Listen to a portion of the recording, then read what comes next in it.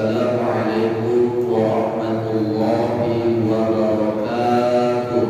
Waalaikumsalam warahmatullahi wabarakatuh. Innal hamdalillah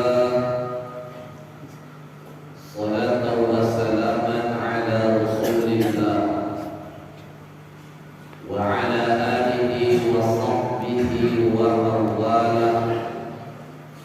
La haula wa la quwwata illa billah, amma ba'du. Setinggi puja serta sedalam syukur marilah senantiasa kita panjatkan kehadirat Allah Subhanahu wa ta'ala atas limpahan nikmatnya yang masih senantiasa dianugerahkan kepada kita semua. Selanjutnya sholawat beriring salam mari selalu kita sampaikan kehambaan junjungan kita Baginda Rasulullah Muhammad sallallahu alaihi wasallam. Semoga dengan selalu kita bersolawat kepada beliau kelak di yaumil akhir dengan izin Allah beliau berkenan memberikan syafaat dan pertolongannya kepada kita semua. Amin ya rabbal alamin. Yang sama kita hormati Bapak Kepala Desa Padang Brahram, Bapak Astianto Sarjana Hukum, Bapak Sekretaris Desa Padang Brahram beserta seluruh perangkat, Bapak-bapak, orang tua kami, seluruh kepala dusun sedesa Padang Brahram, Abang Dah, Ketua DKM Desa Padang Brahram, orang-orang tua kami, seluruh badan kenaziran dan kemakmuran masjid sedesa Padang Brahram, Bapak-bapak, orang-orang tua kami, para tokoh-tokoh kami, para alim ulama yang mohon maaf tidak dapat kami sebutkan satu persatu, hadirin hadirat, seluruh jamaah sekalian yang kami hormati, kami muliakan dan kami banggakan. Walau anna ahlal qura amanu wattaqaw la fatahna 'alaihim barakatin minas samaa'i wal ardh. Jikalau sekiranya penduduk satu negeri, penduduk satu tempat, penduduk satu desa berusaha untuk menjaga keimanan dan ketakwaannya, maka salah satu janji yang akan Allah berikan kepada mereka, Allah akan senantiasa melimpahkan keberkahan kepada mereka. Minas samaa'i wal ardh. Allah akan turunkan keberkahan dari langit dan Allah akan keluarkan keberkahan dari bumi. Mudah-mudahan berkumpulnya kita di majelis yang mulia ini adalah merupakan salah satu bentuk ikhtiar dan usaha kita untuk menjaga keimanan dan ketakwaan kita kepada Allah, terutama menjaga wilayah daerah desa yang kita cintai ini, yakni Desa Padang Brahram. Dan insya Allah semoga ini menjadi salah satu asbab Allah senantiasa mencurahkan keberkahan pada desa yang kita cintai ini. Amin ya rabbal alamin. Bapak-bapak, orang-orang tua kami, hadirin sekalian yang kami hormati dan yang kami muliakan, tentu sama kita sadari bahwa saat ini kita tengah berada pada salah satu bulan haram, pada salah satu bulan yang mulia, bulan yang istimewa. 12 bulan Allah telah anugerahkan kepada kita. Dari 12 bulan itu terdapat 4 bulan diantaranya yang termasuk ke dalam bulan haram. Dan salah satu di antaranya adalah bulan yang saat ini tengah bersama dengan kita, yakni bulan Rajab. Bulan apa Pak? Rajab. Ternyata begitu cepatnya waktu ini berlalu, tak terasa saat ini kita sudah berada di bulan Rajab. Habis Rajab, Sya'ban. Selesai Sya'ban, masuk Ramadan. Habis Ramadan Pak, Syawal. Wis royo meneh. Ya agak pening sedikit kalau udah mau raya Ustaz. Kenapa Pak? Mana surat kursi semalam belum siap, nih malah mengangsur baju lagi Ustaz. Ustaz kok tahu ya Ustaz mungkin gitu juga. Alhamdulillah. Ini adalah merupakan satu anugerah kenikmatan yang begitu indah, begitu istimewa yang masih Allah berikan kepada kita. Kita berada diberikan kesempatan di bulan Rajab ini adalah merupakan satu perkara yang begitu istimewa yang telah Allah berikan kepada kita. Bulan Rajab menjadi salah satu bulan haram, menjadi salah satu bulan yang mulia dan istimewa. Karena di bulan Rajab ini telah terjadi satu peristiwa yang begitu istimewa, yang memperjalankan seorang hamba yang mulia dan istimewa. Dan buah dari perjalanan tersebut lahirlah satu perintah ibadah yang mulia dan istimewa pula kepada kita. Perintah tersebut adalah perintah kewajiban kepada kita untuk menjaga akan ibadah sholat kita. Saking istimewanya peristiwa ini, Bapak hadirin jamaah, Allah abadikan di dalam Al-Quran. Bismillahirrahmanirrahim. Subhanalladzi asra bi'abdihi laylan minal masjidil haram ilal masjidil aqsa alladzi barakna hawlahu linuriyahu min ayatina innahu huwas sami'ul basir. Satu perjalanan yang dikenal dengan Isra wal Mi'raj. Pak, banyak ibadah yang telah Allah perintahkan kepada kita. Betul kan? Tapi dari sekian banyak amal ibadah yang Allah perintahkan kepada kita, dari sekian banyak amal ibadah yang Allah wajibkan kepada kita, satu-satunya ibadah yang Allah panggil langsung baginda Rasulullah untuk menerima perintah ibadah tersebut adalah ibadah sholat. Orang yang kaya, orang yang sanggup, punya finansial yang cukup, kesehatan yang mendukung, orang ini ketika mau berangkat haji sanggup, maka jatuhlah kewajiban baginya untuk menunaikan ibadah haji. Tapi perintah ibadah haji Allah perintahkan kepada kita melalui perantaraan malaikat Jibril. Jibril menyampaikan wahyu kepada baginda Rasulullah Muhammad sallallahu alaihi wasallam. Masuk Ramadan kita diwajibkan berpuasa. Tapi perintah kewajiban melaksanakan ibadah puasa Ramadan ini Allah perintahkan kepada kita melalui perantaraan malaikat Jibril. Jibril menyampaikan wahyu kepada baginda Rasulullah sallallahu alaihi wasallam. Tapi tidak demikian halnya Pak dengan sholat. Kenapa Allah langsung memanggil baginda Rasulullah untuk menerima perintah ibadah sholat ini Ustaz? Salah satu alasannya Bapak hadirin jamaah, Allah ingin menyampaikan sebuah pesan kepada kita bahwa ternyata ibadah sholat yang selama ini kita anggap adalah merupakan satu ibadah yang biasa, satu ibadah yang sederhana, maka tak sedikit di antara kita yang begitu ringan untuk menyepelekannya. Ternyata ibadah sholat justru adalah merupakan satu ibadah yang begitu penting dan memiliki kedudukan yang begitu istimewa di hadapan Allah Subhanahu wa ta'ala. Maka dalam syariat agama, Bapak hadirin jamaah, karena begitu pentingnya peranan ibadah sholat, tidak ada satu alasan pun yang membolehkan kita untuk meninggalkan sholat. Ustaz, saya mau berangkat haji Pak Ustaz, tapi finansial saya belum cukup.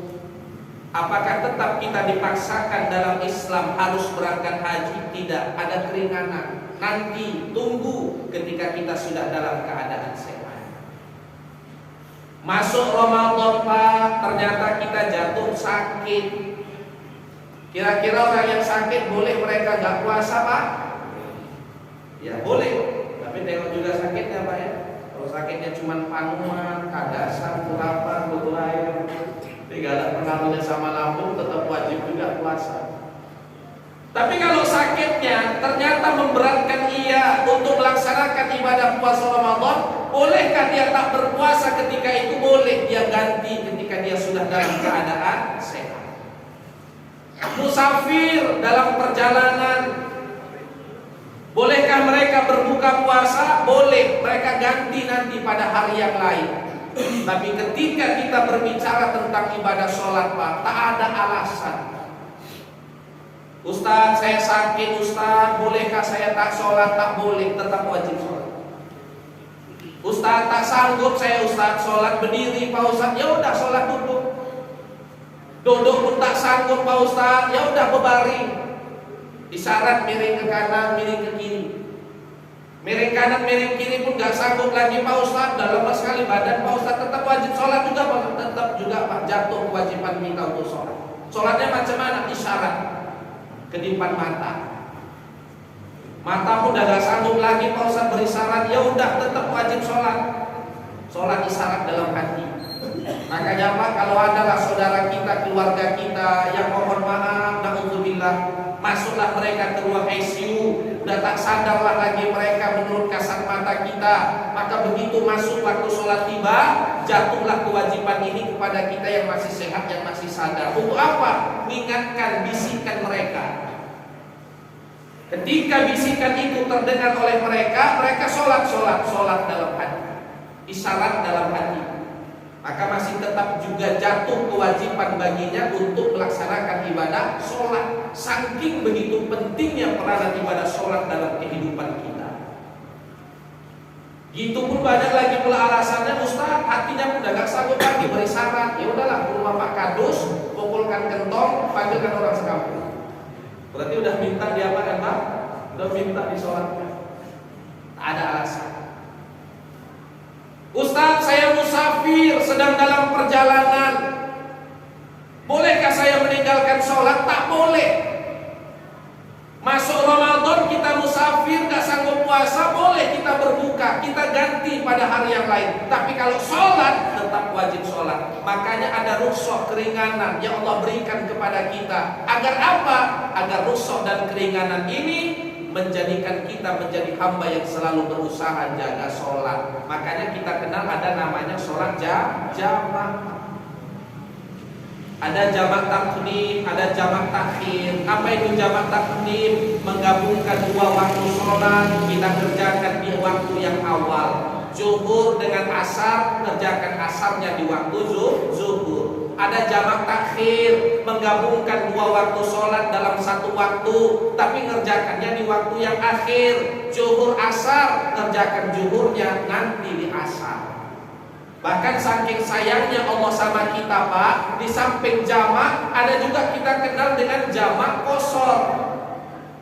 Di samping membolehkan menggabungkan dua waktu sholat, kita juga boleh memperingkas bilangan rakaat. Yang 4 rakaat Allah rukhsahkan, Allah ringankan menjadi 2 rakaat. Zuhur 4 boleh dikerjakan 2. Asar 4 boleh dikerjakan 2. Isya 4 boleh dikerjakan. Maghrib 3 boleh Pak dikerjakan. Jangan mentang-mentang boleh setengahnya maghrib kita banting 1,5 rakaat Pak ya. Malaikat pun bingung nyatetnya. Ustaz, saya musafir, itu kan zuhur, asar, maghrib, isya, bisa dijamak Ustaz. Kalaulah seandainya waktu subuh, Kita berada dalam perjalanan, ternyata Pak Ustadz masuk waktu subuh, bahkan hampir menjelang akhirnya waktu sholat subuh. Ternyata kita berada di tengah hutan. Ustadz pun tak ada, bisa berhenti ke tempat rumah ibadah. Maka macam mana Pak Ustadz? Boleh tinggalkan sholat? Tak boleh, tetap wajib sholat. Sholatnya macam mana Pak Ustadz? Sholat di atas kendaraan. Wuduknya macam mana Pak Ustadz? Kalau wuduklah kita dalam bustani, banjirlah bustani, ganti wuduk dengan tayamum. Tak ada yang sulit dalam Islam. Ganti wuduk dengan tayamum. Makanya tata cara tayamum lebih sederhana daripada tata cara berwuduk.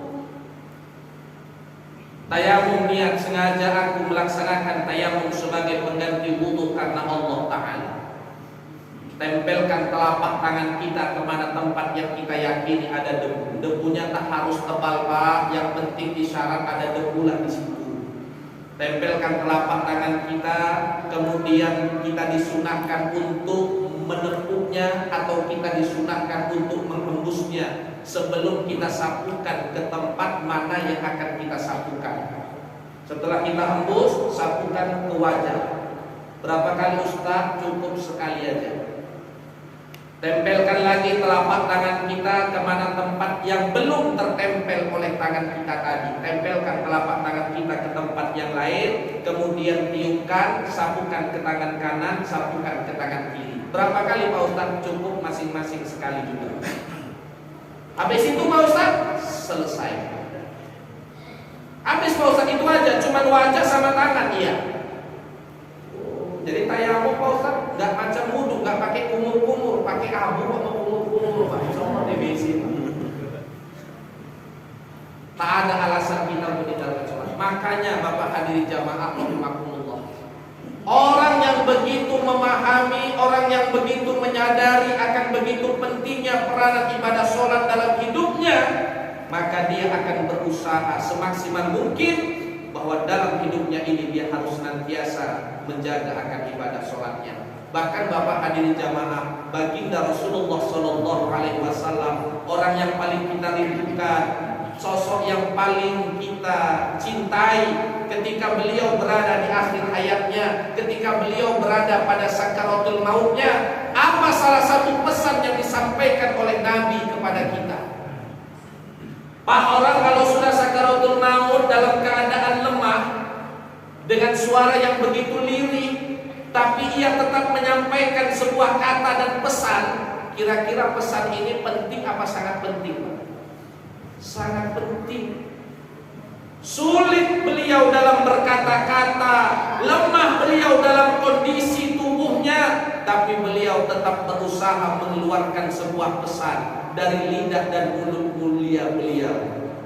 Apa pesan yang disampaikan oleh beliau? Walaupun suaranya lirih, walaupun suaranya lemah, ketika itu Ali bin Abi Thalib mendekatkan telinga beliau pada bibir mulia baginda Rasulullah. Dan ketika itu Ali mendengar ada pesan yang disampaikan oleh Nabi, dan salah satu pesan itu adalah as-shalah, as-shalah, as-shalah. Jangan sampai kita ini tinggalkan sholat.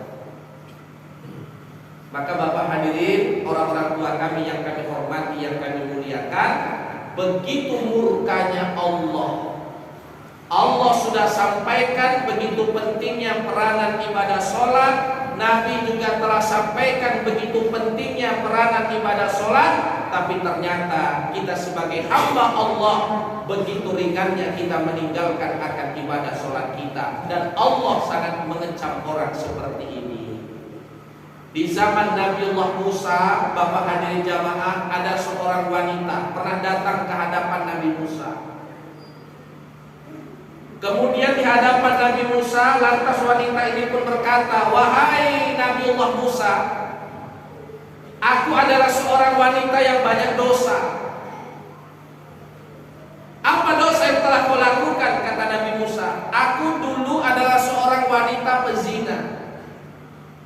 Dari perbuatan zinaku, aku telah melahirkan seorang anak. Karena aku malu, aku telah membunuh anakku tersebut."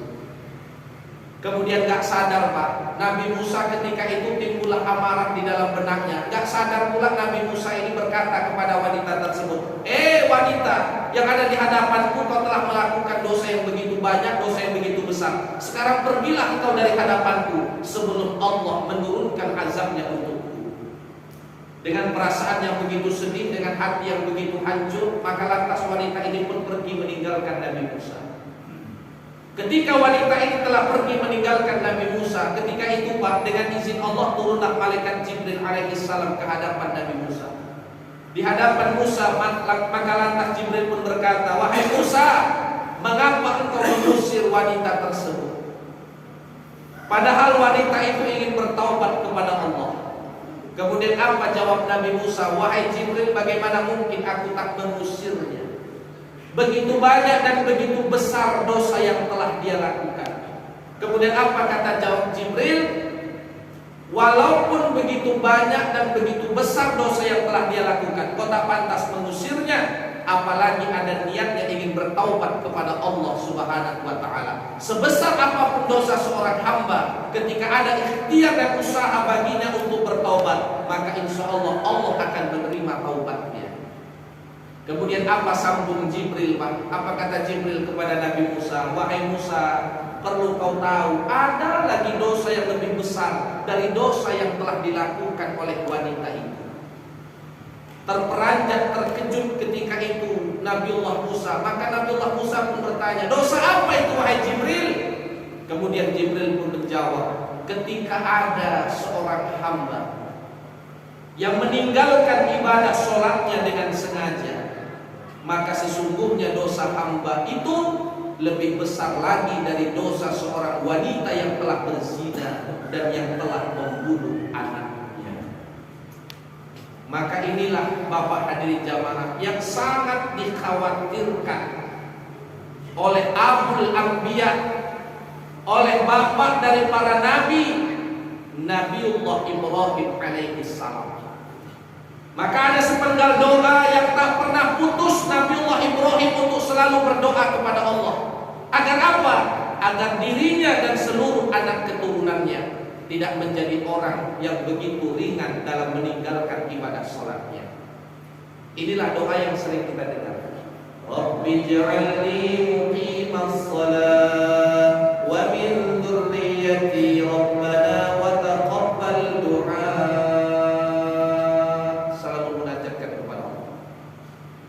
Rumah tangga yang selalu dihiasi dengan sholat, maka Allah akan hantarkan nur cahaya ke dalam rumah tersebut, sehingga malaikat pun akan berebut untuk masuk ke dalam rumah kita. Tapi dengan catatan bagi kita yang laki-laki, sholat sunnah di rumah. Sholat wajibnya utama di masjid.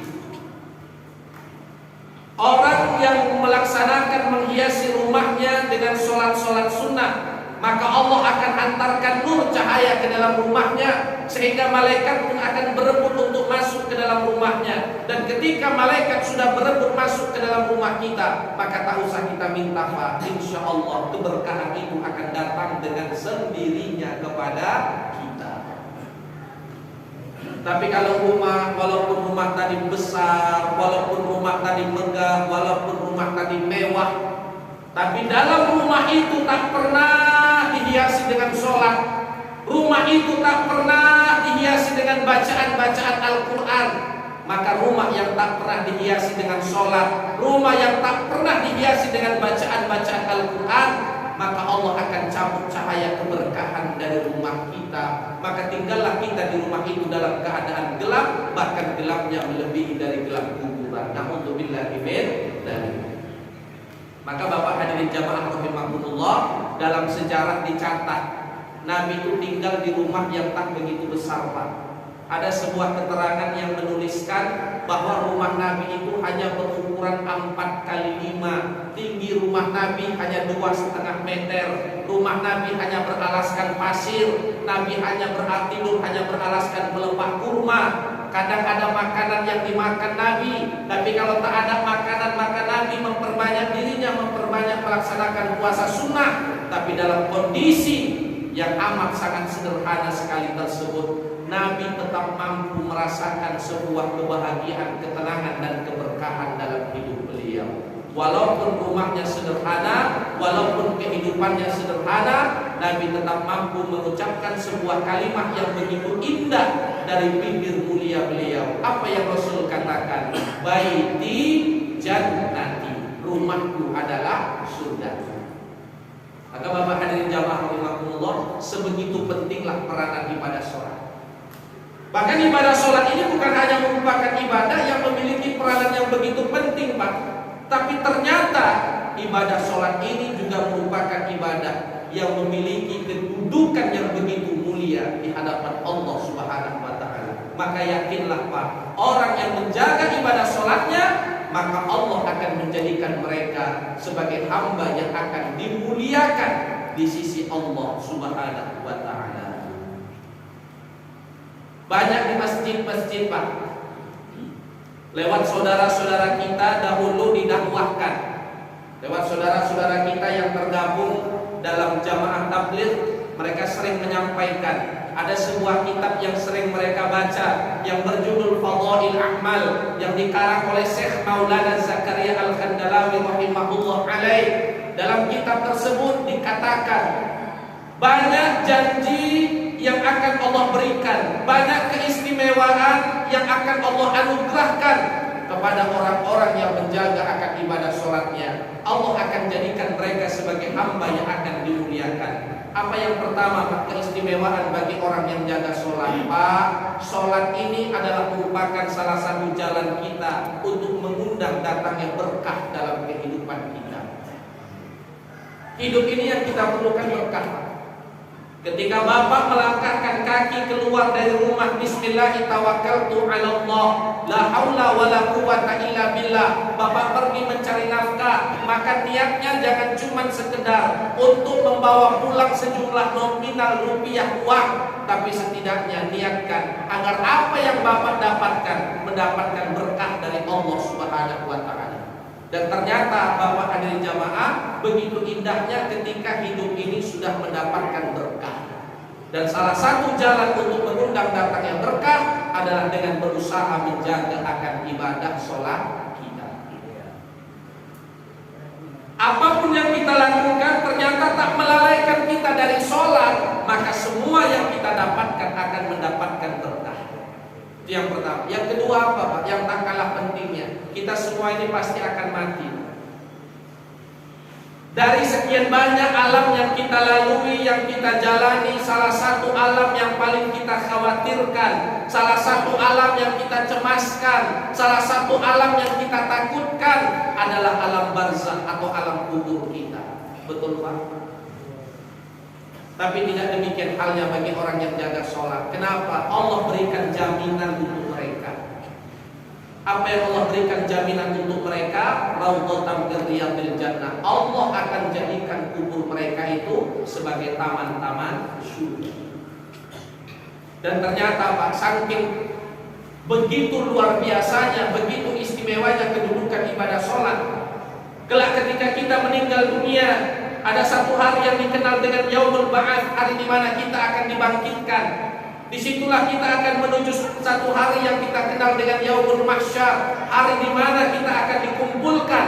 Disitulah kita akan menantikan dan menunggu satu hari yang kita kenal dengan Yaumul Hisab, hari di mana amal kita ini akan dihisab. Dan ketika amal kita ini dihisab, banyak kita melakukan ibadah, banyak kita melakukan amalan. Kita baca Quran, kita zikir, kita doa, kita sedekah, kita umroh, kita haji, banyak amal yang kita kerjakan. Tapi apa yang disampaikan Nabi kepada kita, dari sekian banyak amal ibadah yang kita kerjakan, amal pertama sekali yang akan dilihat Allah dari kita ternyata adalah sholat kita.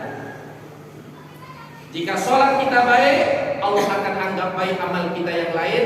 Jika sholat kita buruk, Allah juga akan anggap buruk amal-amal kita yang lain.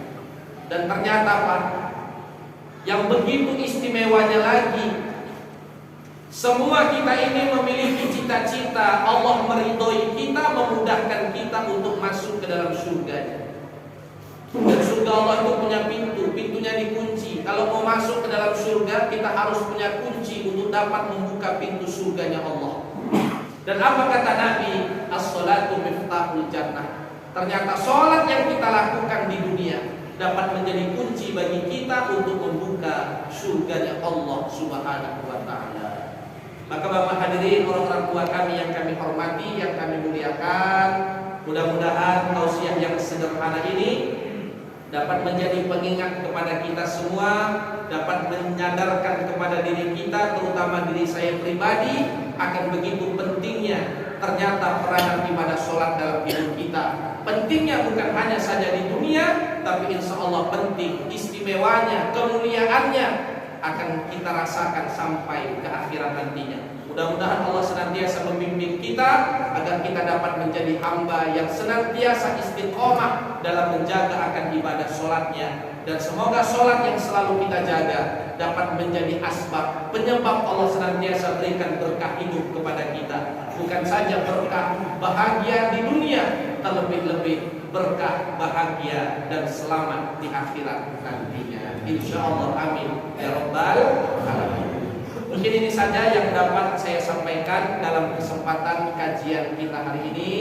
Mudah-mudahan kehadiran kita di tempat ini adalah merupakan satu kehadiran yang senantiasa dapat mengundang keberkahan dari Allah. Rasulullah pernah melewati sahabat, kemudian Rasulullah singgah dalam kelompok sahabat tersebut. Kemudian Nabi menyampaikan kepada para sahabat, wahai para sahabatku, ketika kalian melintasi taman-taman surga, maka jangan pernah lupa, jangan pernah kalian malas untuk singgah pada taman-taman surga tersebut. Kemudian para sahabat merasa heran, ya Rasulullah, kita masih hidup di dunia, tapi adakah kita jumpai taman surga di dunia ini? Kemudian apa kata Nabi? Ada, bahkan banyak. Kemudian para sahabat bertanya, bolehkah kami tahu ya Rasulullah, apakah taman-taman surga yang ada di dunia itu? Kemudian Nabi menjawab, ketika ada sebuah majelis yang membicarakan tentang perkara ilmu agama, ketika ada satu majelis yang senantiasa membicarakan untuk semakin mendekatkan diri kita kepada Allah, maka sesungguhnya majelis itu bukanlah merupakan majelis biasa, tapi majelis itu adalah merupakan majelis taman-taman surga yang ada di dunia. Mudah-mudahan sepanjang kita berada di tempat ini, kita senantiasa berada dalam taman surga Allah Subhanahu wa ta'ala. Pengen lama-lama di taman surga, Pak? Jam berapa kita bubar, Pak? Mudah-mudahan tausiah yang singkat dan sederhana ini bermanfaat bagi kita. Insya Allah dapat senantiasa mengevaluasi dan memperbaiki diri kita. Mudah-mudahan kita dapat semakin membentuk pribadi kita menjadi pribadi yang lebih baik ke depan nantinya. Insya Allah, amin ya rabbal alamin. Terima kasih atas segala perhatiannya. Mohon maaf atas segala kekurangan. Usikum wa nafsi bittaqwallah, billahi taufiq wal hidayah. Wassalamu alaikum warahmatullahi